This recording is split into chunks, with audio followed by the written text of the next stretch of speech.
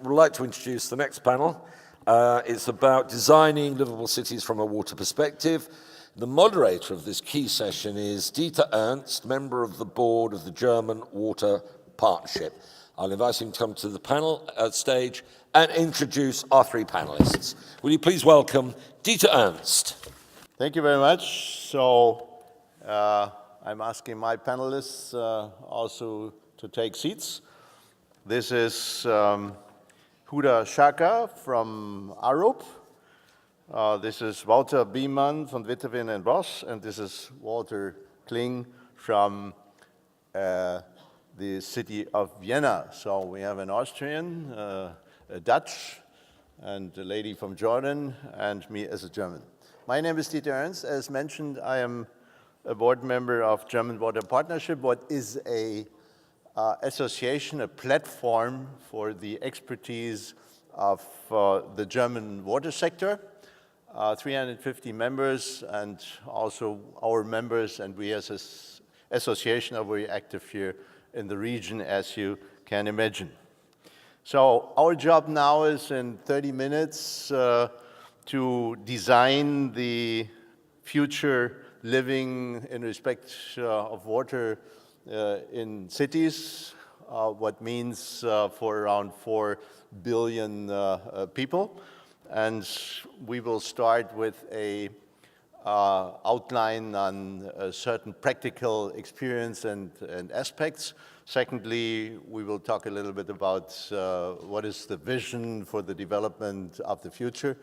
And number three, I hope to find out what is the first step to take.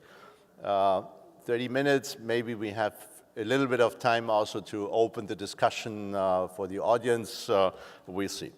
Okay, I would like to start. Wouter still is on its way, I think, but he will show up.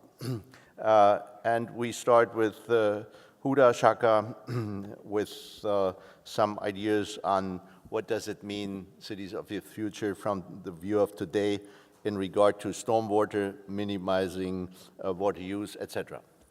Thank you very much. I should say that I'm Jordanian, but really from the UAE, because this is where I lived and grew up. And commenting on the title, livable city is another one of those buzzwords, like sustainable and resilient and smart. And they can mean very good things and very powerful things, or they can mean nothing. Very briefly, in my mind, livable is about human-centric, people-centric, the actual experience, the comfort and the convenience. So where does water fit into that? It's about the public realm, in my mind, and the experience of people in the public realm. And water comes into three places. First, in terms of landscaping, and you'll see a lot of the master plans and city plans we get involved in. The first thing is proposed is, well, we want to have a big central park in the middle of the development. It will be great, lots of green. And that works very well in New York City, maybe. My challenge is always, who is going to come to the park in the middle of the day, in the middle of the summer, and use it? It's going to be something that's there to waste water and no benefit at all. So that's one aspect in terms of livability, is how we use green space, soft landscaping in a way that adds value, brings health benefits for this region. Second aspect is stormwater management, and how we can manage stormwater so that it's sustainable, that we use the stormwater in a way afterwards. How do we design public space for sustainable stormwater management? And finally, a lot of people forget that one of the most used public spaces, public open spaces in this region are the beaches and the waterfront and the seafront. And for those to be usable, one, they have to be designed in a way where they're open, they're accessible, they're free, but also the water quality is good enough to go have a swim or play in the water. And if we start thinking about our waterfronts as public open spaces, some cities do, but not all of them. I think that would be a big step forward towards livable cities in the region. Okay, so obviously many topics we would have in mind talking about cities of the future are, especially on the technological level, are subjects in other sessions, so we will more or less have a look at the general aspects. Next one I would like to ask Walter Biemann. He is an engineer, but also in regards to the examples of changing issues and water cycle, etc., has some nice ideas. Walter. Yeah, so my name is Wouter Bijman. I'm a water engineer. So I'm not so much a water master planner or a master planning in like it's being done here in the UAE. And I would like to start my contribution with a small anecdote. Last Saturday, I had a conversation here with a gentleman, I think in his late 60s. He grew up in the UAE, he was born here. And he told me that 60 years ago, when he was a little boy, he was playing between the villas here in Abu Dhabi. And there were very little taps. Only there was a tap, and a kilometer further away there would be a tap, and there was another tap. And if you let that tap running, an old Emirati would chase you with a stick, and he would hit you, so that you would never let this tap running again. And he would wash his hands in sand, and he said a shower was a luxury that we not very often enjoy. And that is 60 years ago. So that's only 2 generations. And look where we are now. We live in great green developments, in big villas. We are washing our car twice a week. We even have fresh water lakes in the desert where we can have our leisure during the weekend. And I think earlier speakers have shown that this situation is not very sustainable. We need additional desalination. Aquifers are getting depleted. Well, we have heard this story. So just the base case is that we need to start consuming less water. So I think we need to go back to this Bedouin mentality that was here only 60 years ago. And in my opinion, this starts with master planning. So if we have a new development here, then this development should focus on the conditions that are governing here. So that means tremendous heat in summer. It means very little rainfall. And I think if you look at a master plan that focuses on these items, then I think a neighborhood here would not look as it looks today. So after a couple of years here, I'm still very surprised that there is not a kind of typical city design for here, which is fully fine-tuned on these very harsh conditions that we have here. If I take a picture from my window in the morning, and I send this to my friends back home in the Netherlands, they see green, they see trees, they say it could be a neighborhood in my city of Rotterdam. So if we want to create more sustainable cities, then I think we should change the way we do master planning. And that's basically what I would like to contribute today. Okay, thank you, Walter. I mean, you touch 2 very important points. One is the issue of resources on the globe.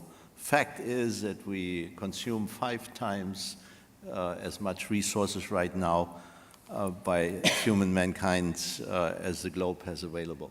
And this cannot continue. We didn't realize it yet, but this is an issue. And number 2 is that there is not this solution for livable city. A city, Abu Dhabi, will be very different from Buenos Aires, and this will be very different from Tokyo. So there is not this solution. But what we can do is exchange experiences, what works and what not works. So the overall pictures and questions are the same. And one issue is awareness and what are people thinking. And I'm sure Walter from Vienna has to contribute something on this aspect. Well, thanks, Dieter.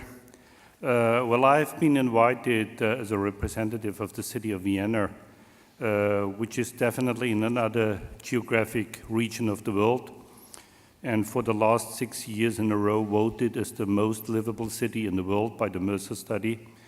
And one of these livable issues is built on how we deal with water. I do make a big difference if I travel to other places, not to compare too much directly our city with others, because circumstances are so different. And while here in Abu Dhabi, for example, people talk about designing a city, we would always talk about growing a city.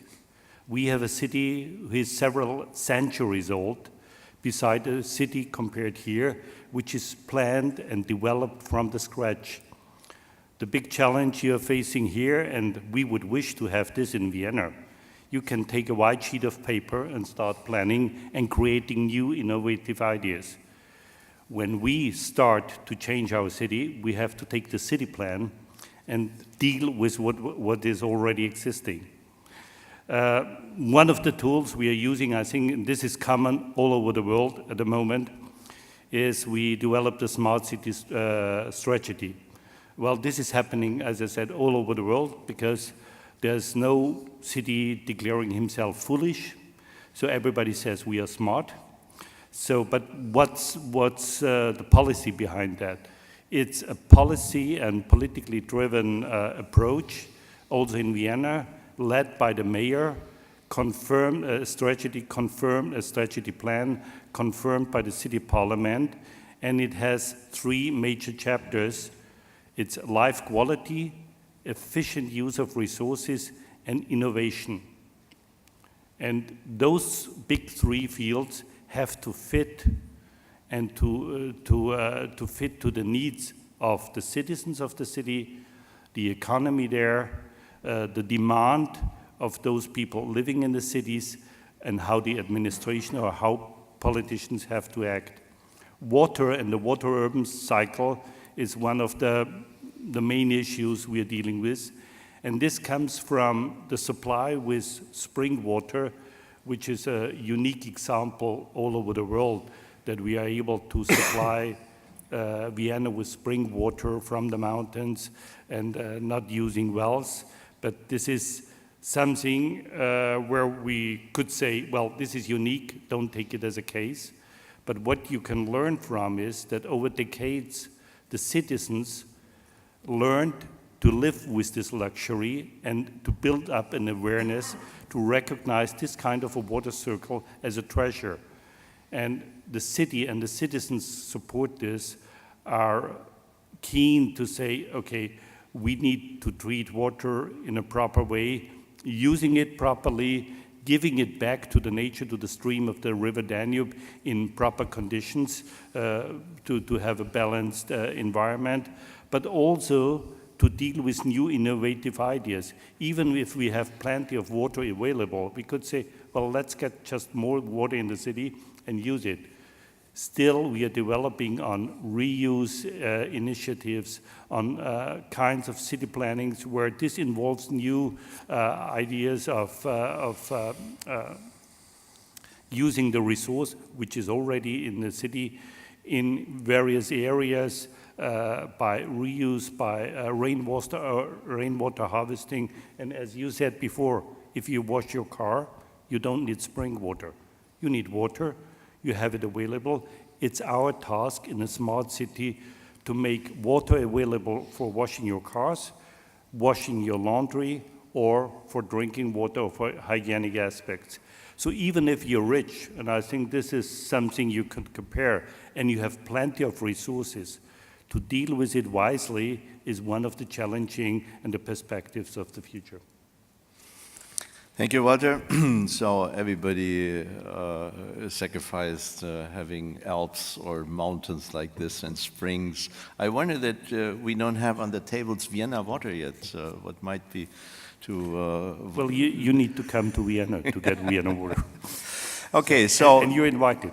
I think there's no doubt that to ensure livable cities in future, we have much more reuse and water cycles, etc., on the technological way. That's what we have technical-wise already today. but the question is acceptance of people, etc. Walter, in your aspect of renewing cities and to do this sustainable, what are your ideas looking a little bit into the next decades? What will happen, what we have to do? Well, the challenge we have, especially in Vienna, and this is a bit unique in Europe, is that Vienna is a rapidly growing city. So if you look at the city developments in Europe, there's a number of cities which are declining, which are getting smaller and have to deal with this kind of challenge.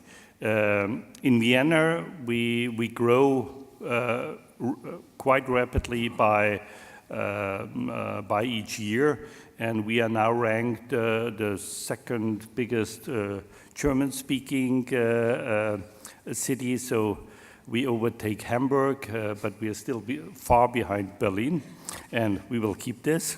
But I think one of the challenges in developing a growing city is not to have the idea to only spread out the city, just to grow it by distances and just let's grab more land and develop this properly. One of the challenges with an old historic city is that citizens like to live in the city, and you have to find innovative ways of city development in the already used area to make this part attractive. Why is it attractive? Because you have short distances, you have all the facilities there, people like to use these facilities, so spreading out the city is not one of the solutions where people are happy with. So talking about, again, about our case in Europe, we have to deal with this kind of old existing cities, developing them in their center to a proper extent and very livable cities, but also have public traveling facilities available. If you spread out the city, that this kind of development goes in hand with a mobility for the future, which is probably not by using individual cars by everyone. If you go to a place like ours, driving in the city with your own car is practically not possible. So our approach is much more different, and I really like to travel to places like here in Abu Dhabi, because I feel the freedom of just hopping on a car and saying, I want to go somewhere, and there is plenty of space available, there is, well, moderate traffic compared to other cities, and you just go where you want. And this is great. So in future, we might come to Abu Dhabi, not for the weather, but to be able to drive a car. Yeah. Okay, yeah, I think this is anyway, the city of the future will be a complex, in all sectors related planned system. So, and water is one essential, but it's only one aspect. Huda, what do you think in terms of what should be the strategies in these overall developments for the water sector? So growing cities is, I can relate a lot to that from the Middle East perspective. It's all about growing cities as well. I think it's a very fundamental principle of reducing demand first, and then we think about using reused water or treating water. A number of times I've had to argue about, well, is it okay to have a golf course in the desert if it's irrigated with TSC, treated sewage effluent? And my answer is no, still, even if it's TSC, because actually we don't have enough TSC to go around and do all the agriculture and the cooling and the proper landscaping that we need. So why would we waste it on a golf course? So I think it's about really reducing demand first of all, and then looking at alternative supply and where could that come from, if not desalination, where else, and conserving our groundwater. And then finally, from a policy perspective, integration. So one strategy, and Abu Dhabi is fantastic at this. In 2009, there was an integrated water resource strategy, many years ahead of other cities in the region. And it's, I think, continuing that line. Okay, thank you. Walter, what's your view? Well, Of course, the question is how would the water aspects of a city look like in the future, and especially here in the region. So, like I said, I think that there will be a fundamental change, and then I think the look and feel of cities here will be completely different. So perhaps in a couple of years' time, we live, for example, in the ground. To have less exposure to the heat, for example. But I think that's perhaps a bit too much out of the box. If you look at very practical things like Huda also said, like I think closing the water cycle is relatively easy to do. You still have, for example, in Dubai, the situation that in winter TSE is discharged into the sea. While in summer, the palm trees in my neighborhood are dying because there is not enough TSE to irrigate them. Well, that's, I think, quite easy to store it. And if you then manage to include this storage into your neighborhood, then you have a nice functionality, plus it looks nice. So that could be a very simple measure, easy to do. I also think that we will look differently to soft landscaping. I'm really a supporter of trees, for example, and also of green grass and so on, but at places where it has a function. So we need to have a lot of shades in the neighborhood so that you can walk more, cycle more, and for that you can use trees. But along the road where no one is walking, for example, you don't need trees. So I would like to see that we better look at how we use soft landscaping, and also having a big lawn at places where it's not required. I wouldn't do that anymore. A couple of other things. I think smart irrigation.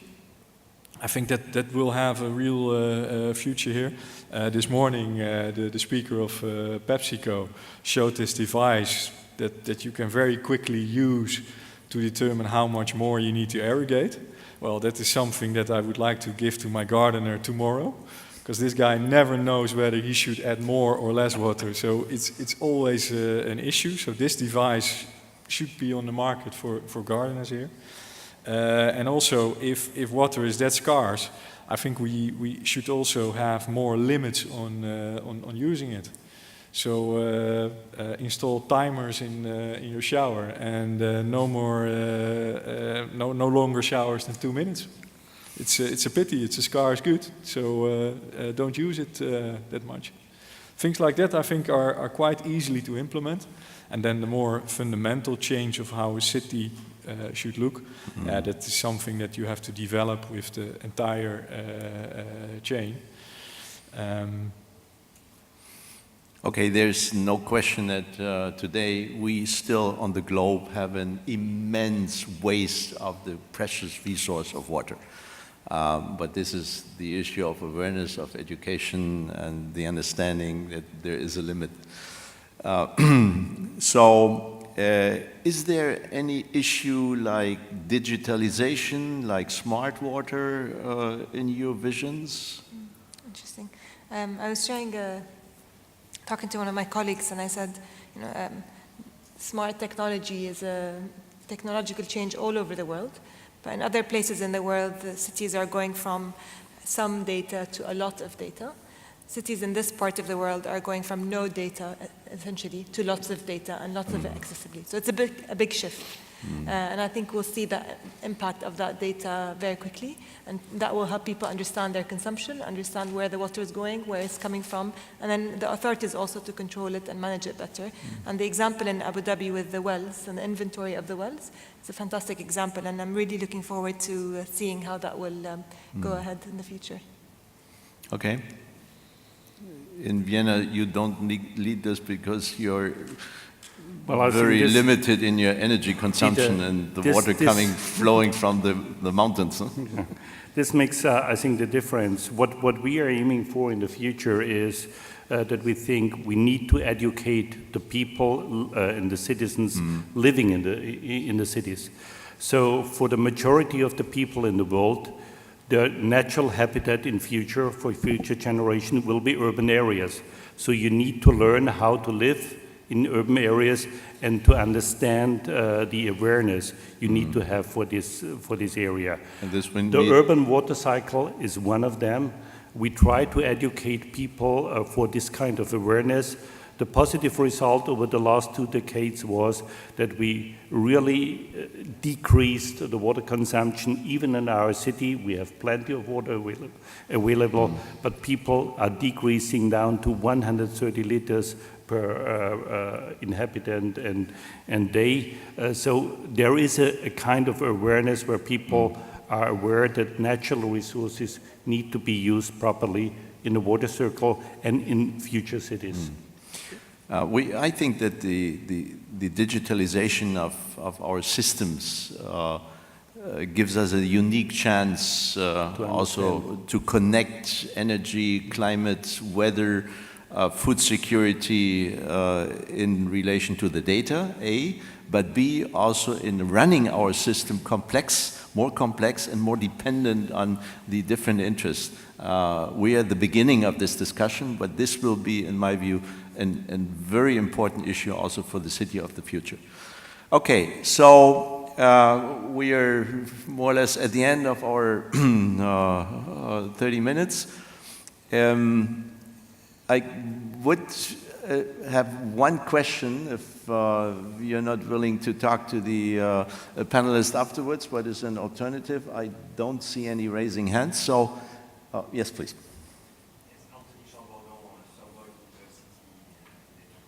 Just a remark regarding what you said, the fact that every city is different and you can't have one single model. It goes as well for the regulation. If we're talking about the water regulation,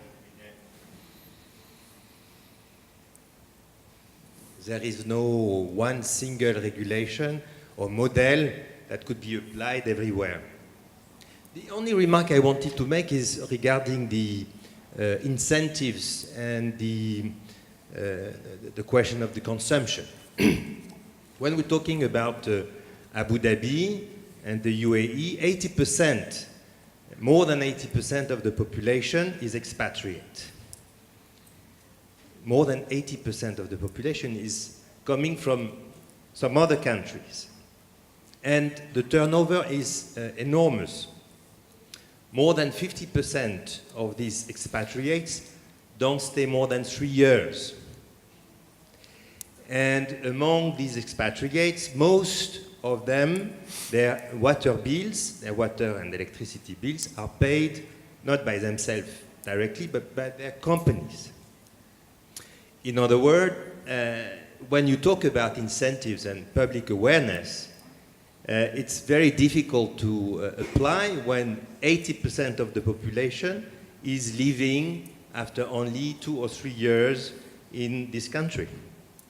So when you're talking about regulation, what would be the most efficient regulation to reduce water consumption, you see that immediately you have to take that into consideration. And we are here in a very different context as the one in Vienna. Thank you. Yeah, but our view is not specifically on this region. Can I comment on that? We sorry? heard also in other issues there are specific conditions you have to keep in mind. Huda. Sure. Thank you. I completely agree. And that's one thing we bring up when we're talking to city authorities, developers. And with water, transport, whatever it is, that is reality. It is a challenge, but the other way of looking at it is an opportunity because people come here every 3 years. They will do whatever the norm is. So, you have a fresh start every 3 years, if you want to look at it. And if the day they arrive, this is the regulation, this is what you do, that's what they do. You don't have to get over the barrier of, but they're used to doing this. And actually, out of those 80%, the ones that are the high consumers are the people who come from countries that already are conserving water. They might not understand what the water situation is here, but they're used to a lifestyle which conserves water. So it's a continuation. And then one final point I'd mention on incentives is cultural incentives. And this is more to the 20% local population. A lot of times, when you look at mangroves, for example, conserving mangroves, you can do the calculation and say, this is how much money mangroves save us. But actually, the stronger argument is that mangroves are part of our culture, and we have a strong cultural attraction to them. And that, you can't even put a numerical a dollar figure on that. I think same with water. You go back to the cultural connection, the values of the region, and that's your incentive. Okay, thank you. So just one last sentence on what should we do today, what should we keep in mind to start the right track on livable cities in regard of water. Wouter, what's your view? Include water immediately at the start of your new development. So have a water section in each master plan that you prepare. Okay, Wouter? Referring to the comment I heard is educate people to understand cities and to understand the urban water cycle. You have to behave well and acknowledge the water cycle wherever you go, whether I'm living in Vienna or if I travel to Abu Dhabi and work here for 2 years. The awareness for water is important. So as in the last session, it's education. Huda? Yes, I'll paraphrase Prophet Muhammad, conserve water even if you are at a running river, which we don't even have. So. Okay, thank you very much. So we could only touch points, but give the panelists, please, big applause for the contribution. Thank you very much. And we continue with the next session, which is about stormwater management. The moderator is Andrew Roscoe. There he is.